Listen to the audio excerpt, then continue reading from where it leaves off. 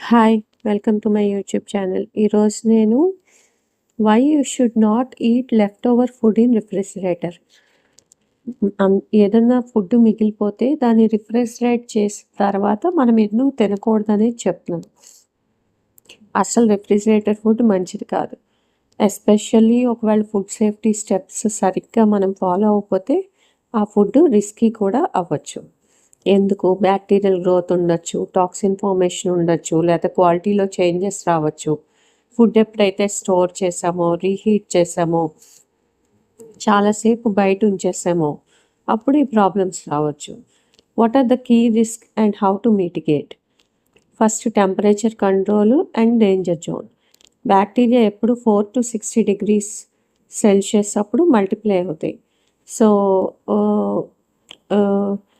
2 గంటలు కుక్ చేసిన 2 గంటల లోపు రిఫ్రిజిరేటర్లో పెట్టేసుకుంటే సరిపోతుంది. లేదు ఒకవేళ యాంబియంట్ టెంపరేచర్ చాలా వామ్గా ఉంది, 1 అవర్ లోపే కుక్ చేసిన తర్వాత రిఫ్రిజిరేట్ చేసేసుకోవాలి. అండ్ 4 degrees సెల్సియస్ కన్నా తక్కువ టెంపరేచర్లో స్టోర్ చేసుకోవాలి.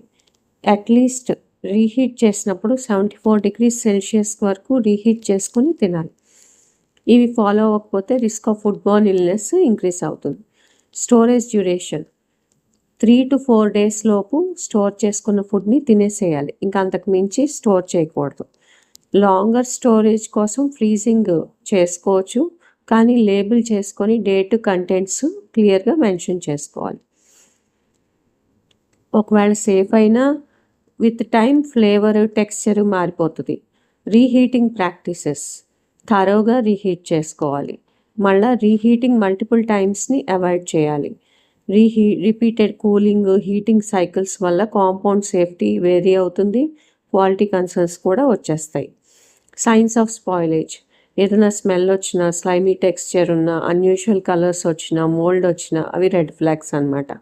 సో కొన్ని ప్యాథోజన్స్ అయితే టేస్ట్, అపియరెన్స్ కూడా మారదు. మనం అలాగే తినేస్తే మనకి తేడా చేస్తుంది. ఎప్పుడు పడేయాలి? మనం వండిన తర్వాత 2 hours లోపు ఫ్రిడ్జ్లో పెట్టలేదు అంటే ఇంకా అది పెట్టకూడదు. Particularly meat, dairy, cooked grains, soups, mixed dishes. ఒకవేళ left over dish 3 to 4 days వరకు ఉంచాము, ఇంకా డిస్కార్డ్ చేసేయాలి. Especially mayonnaise based salads, sea food, cooked proteins. Reheated foods ఎక్కువసేపు కూల్ చేసాము, ఎక్కువసేపు రీహీట్ చేసాము, అవి డిస్కార్డ్ చేయాలి. Practical tips: cool rapidly. వండిన తర్వాత వెంటనే కూల్ చేసి రిఫ్రిజిరేట్ చేసేయండి. క్లియర్ లేబులింగ్ వాడండి. ఒకవేళ స్పాయిలేజ్ ఉంటే